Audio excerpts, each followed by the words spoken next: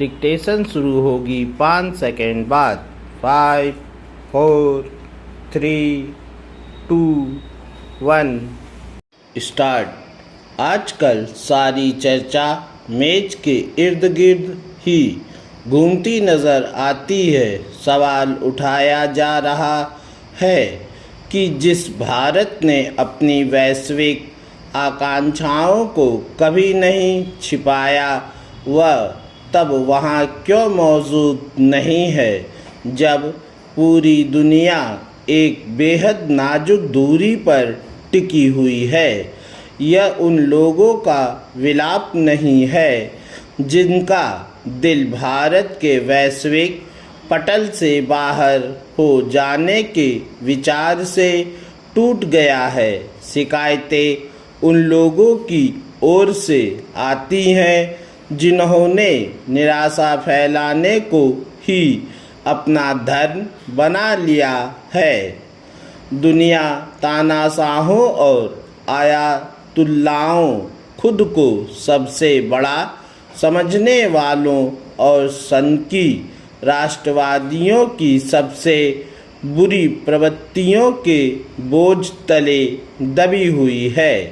Ukraine में लगातार सुलगती आग से लेकर गाजा में अब भी जारी अशांति तक, बुरी तरह से पस्त ईरान से लेकर उस अमेरिका तक जो अपनी बेइज्जती को इज्जत में तब्दील करने के लिए जूझ रहा है।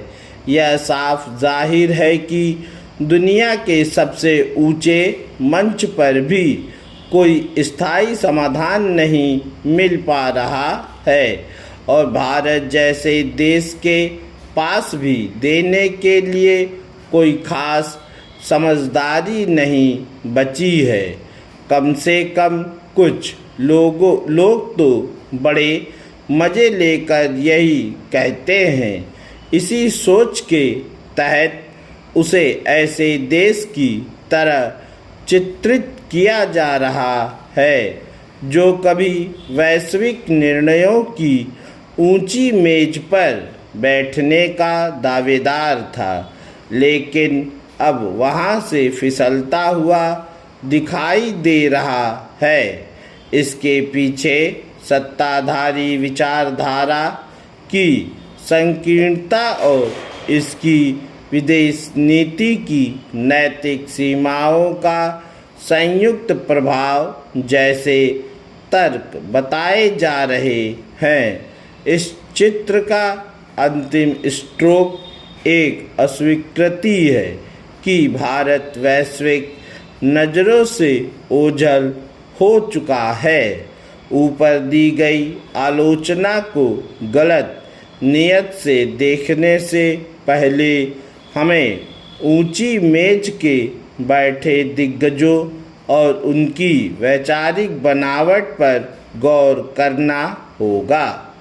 पहला प्रतीक है वह अमेरिकी, जिसकी अपने देश में साख लगातार गिर रही है, जिससे उसकी पार्टी में हर कोई परेशान है सिवाय खुद उसके, क्योंकि वह अब भी बदले की राजनीति और सिर्फ मैं वाली सोच से अंधा हुआ पड़ा है।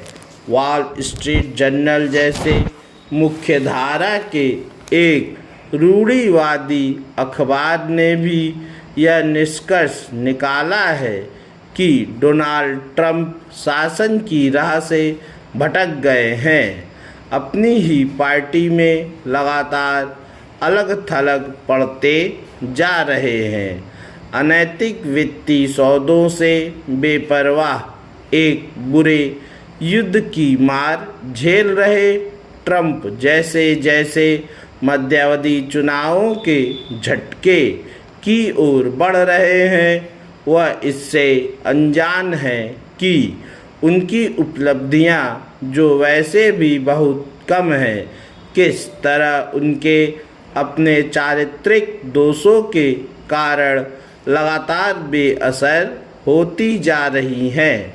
ट्रंप अपने तमाम शोर शराबे के बावजूद अकेले पड़ गए हैं। अटलांटिक के उस पार एक और कमज़ोर नेता वामपंथी खेमे में है और उसका पतन सबसे तेज़ी से हुआ है। पूर्ण विराम।